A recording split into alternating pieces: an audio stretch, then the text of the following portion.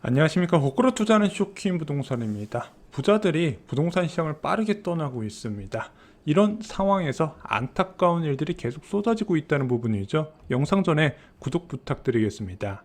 자, 얼마 전 한 방송에서 부동산 전문가의 인터뷰가 있었거든요. MC가 이렇게 물어봤습니다. 자, 이번에 빅스텝 이후에 부동산은 어떻게 될까 물어봤더니 이렇게 대답을 합니다.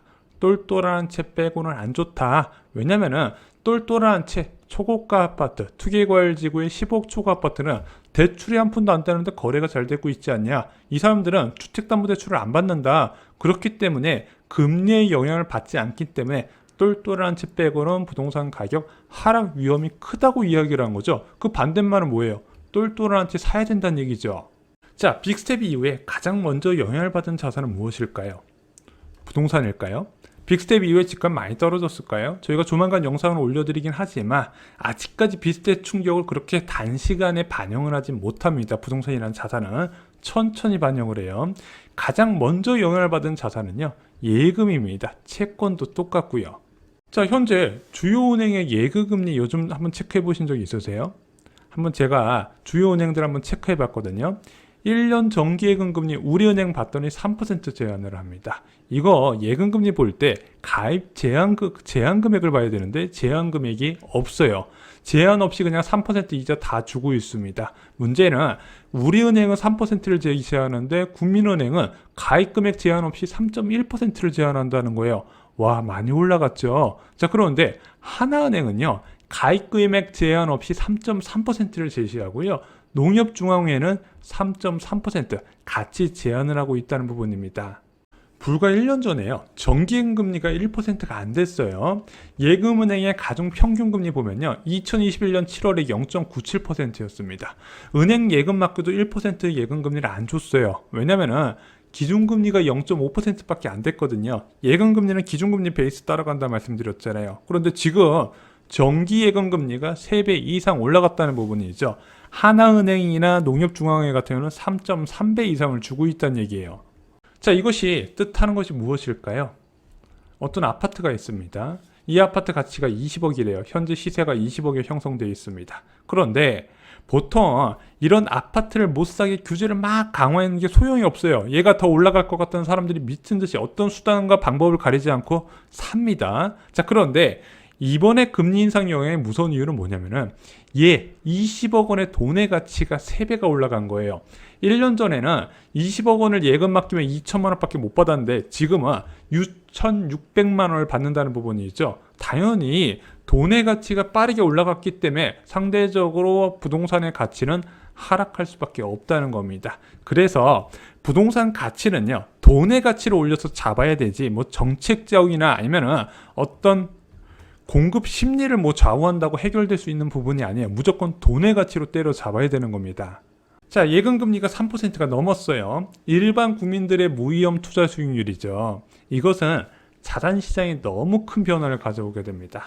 자, 여러분들의 가정에서는요, 경제활동을 수행하면서 돈을 계속 쌓아나가요.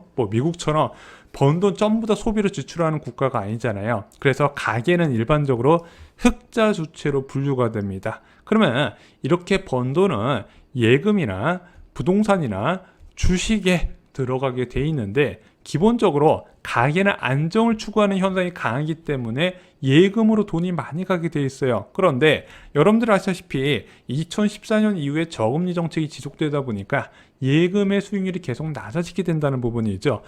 우리나라 사람들은 예금을 넣을 때 과거에 내가 예금 넣었던 금리를 생각하고 지금 비교를 하게 되는데 예전에 비해서 예금 금리가 형편없이 낮아지게 됐네. 그러면 어떻게 된다? 사람들은 예금 대신 부동산이나 주식 같은 위험 자산을 선호하게 된다는 부분입니다. 특히 코로나19에 예금금리가 0.78%까지 낮아지다 보니까 사람들이 위험자산 투자에 열을 올리기 시작했다는 거죠. 그래서 주식 열풍도 있었던 거고 2030 세대의 갭 투자 열풍도 같이 왔었던 겁니다.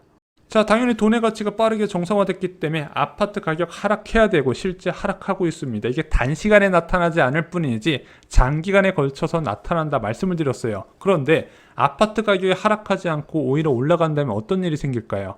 얼마 전에 잠원동에 위치한 대한민국 최고가 아파트 중 한 곳인 아크로 리버브 신반포 아파트가 33평 기준으로 43억 8천만 원의 신고가를 찍었습니다. 자, 그런데 43억 8천만 원 정기예금에 넣으면 이제 얼마나 받을까요? 926만 원 받습니다. 3% 잡았을 때 926만 원 세후이자가 나와요. 자, 그런데 이 아크로 리버파크 살려면 월세 얼마나 내야 될까요? 한 월세 3억에 한 600만 원 정도가 됩니다. 그럼 이런 생각이 드는 거예요. 아, 이거 왜 산 거지? 이런 생각이 드는 거예요. 이렇게 돈의 가치가 빨리 올라가는 상황에서 신고가까지 찍어주면서 왜 샀을까? 결국에는 자꾸 전문가들이 똘똘한 채 얘기하다 보니까 거기에 휩쓸려서 사는 사람 많지는 않지만 신고가로 사주는 사람이 있어요. 그럼 이 집주인 입장에선 얼마나 고맙겠습니까? 나는 이 집에 계속 거주하면서 내가 전세를 껴주고 그 다음에 가장 최고가에 매도를 할 수 있었다는 거죠.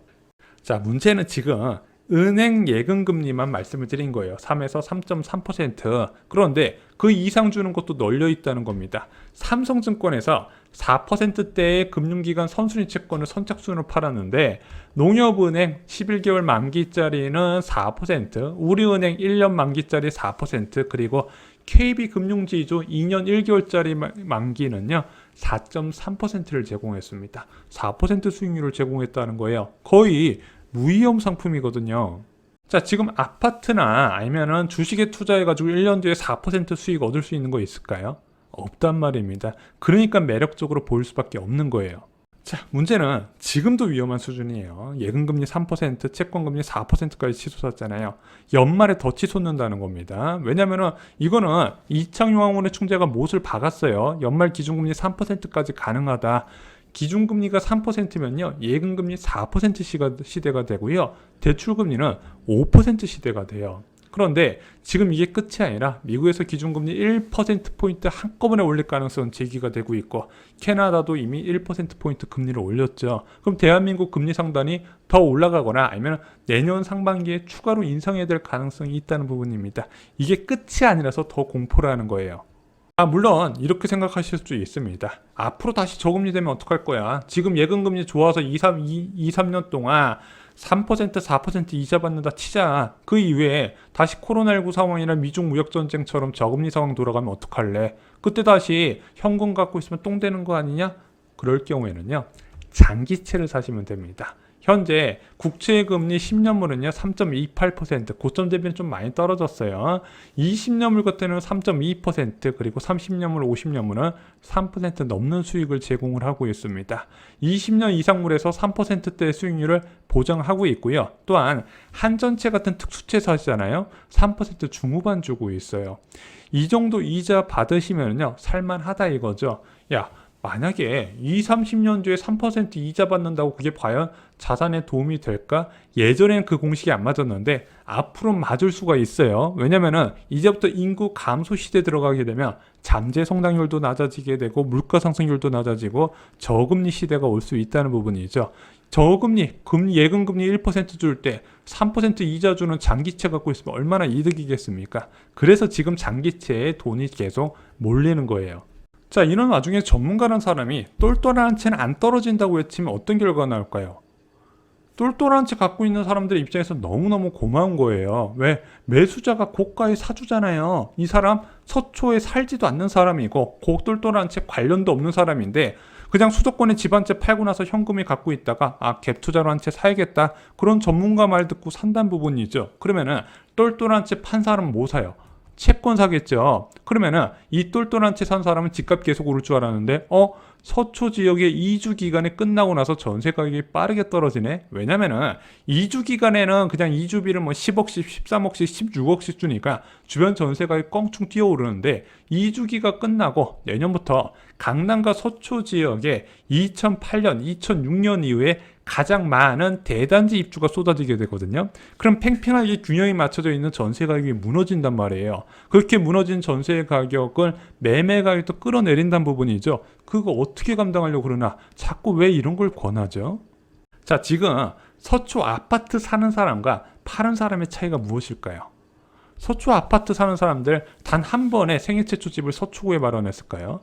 아니에요. 이 사람들 산전수전 계속 갈아타면서 서초구까지 올라간 사람들이 많단 말입니다. 그 사람들이 지금 판다는 거는요, 부동산 하락장을 알고 있기 때문에 그래요. 아, 이제 시장 흐름이 바뀌었다는 걸 알고 있어요. 사는 사람은 뭐예요? 하락장을 겪어보지 못하고 우연히 갖고 있던 분양받은 아파트 가격이 많이 올라서 이것을 처분했더니 돈이 많이 생겼네. 그런데 전문가들이 똘똘한 채 올라간다 그러니까 전세 가격도 안 떨어지는 역시 서초구 아파트라 해가지고 갭 투자로 사놨다는 겁니다. 하락장을 모르는 거예요. 서울 아파트는요, 생태계처럼 밀접하게 연관이 돼 있어서 어딘 떨어지고 어딘 안 떨어지는 게 쉽지 않은 구조라는 거예요. 자, 시장 환경이요, 너무 빠르게 바뀌고 있어요. 지금 예상했던 것보다 훨씬 강한 변화가 일어나고 있습니다. 이건 20년 만에 한 번 오는 변화예요. 하락은 당연해요. 하락은 당연한 거고, 이제는 어디까지 폭락할 것인가, 그리고 이런 충격이 얼마나 거대할 것인가, 금융 시스템 위기까지 건드릴 것인가, 그거를 봐야 되는 상황이거든요. 자, 앞으로 6개월은 여러분들이 지켜만 보셔야 돼요.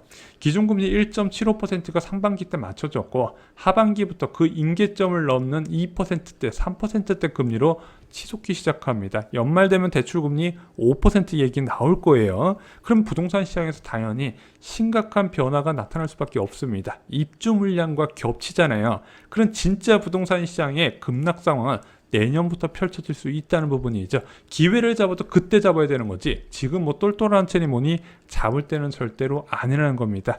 예금 금리가 급격하게 올라가는 것에 대한 심각성을 가질 필요가 있다는 거예요. 자, 이런 대폭락 상황에서도 솔직히 내 집만은 하셔야 되거든요. 기왕이면 폭락에서도 살아남는 방법을 찾고 싶으시죠? 있습니다. 분양가 상한제 주택에 당첨이 되시면 돼요. 이와 관련된 공급 정보와 당첨 꿀팁까지 청약가부에 총정리되어 있습니다. 청약으로 인생이 달라질 수 있다는 거 잊지 마시고요. 이상으로 영상 마치겠습니다. 좋아요, 구독, 공유 꼭 부탁드립니다. 감사합니다.